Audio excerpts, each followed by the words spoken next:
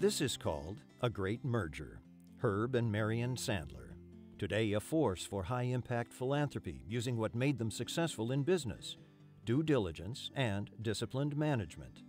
Now, due diligence doesn't mean dawdling. Take their first joint venture. We met in August.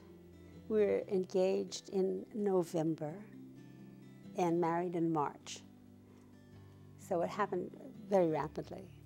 I thought it was awfully long. Herb Sandler entered law school at age 19, got his love of the underdog from his dad and brother. Marion Osher was one of Wall Street's first women analysts, an expert on savings and loans. Together they thought they could run an S&L, but it took a big nudge from my brother Barney, who said, "I'm tired of hearing about this. Either do it or stop talking about it." They did it.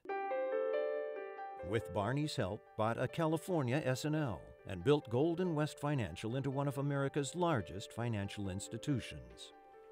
Along the way, Herb's brother died.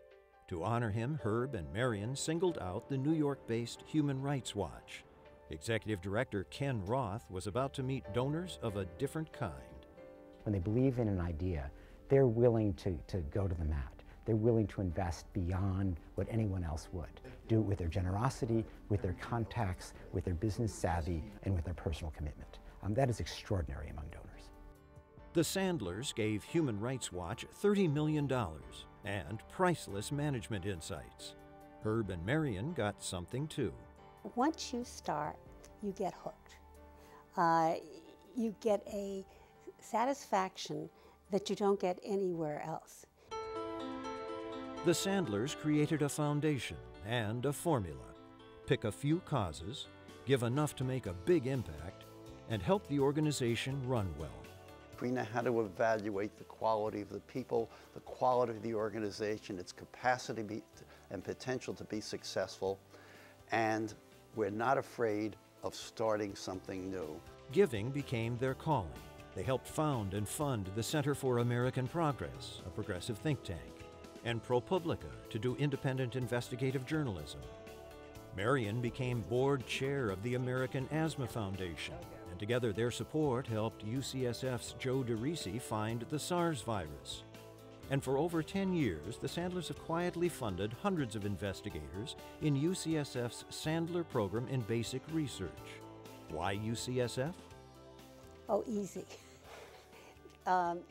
It has a fabulous reputation. The quality of the science is extraordinary.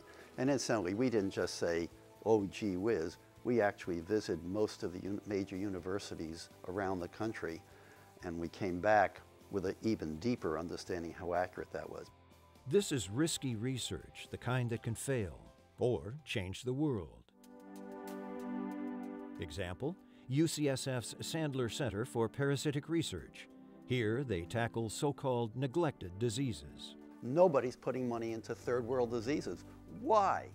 Because there's no money to be made by the pharmaceutical companies or anybody else. But with the Sandlers' help, Center Director Jim McCarroll recruited an unusual team to find cures and develop the drugs at UCSF. Well, that's what attracted them to support science at UCSF, because it is interdisciplinary, because they saw that what I was trying to do was bring together scientists from many different fields to do what normally is done in a company. Soon after Jim's interview came this news from his lab. A drug for Chagas disease, the killer of 20,000 South Americans a year. And when the Sandlers heard that news, well, I walked into Herb's office. He was, he called me because he had just spoken to Jim, and there were tears in his eyes.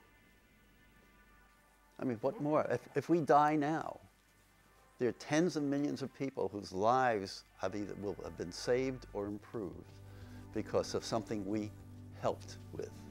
Their approach, what they choose to give things to, really is world-changing. They heard the call to help those less fortunate, and Herb and Marion Sandler embraced it.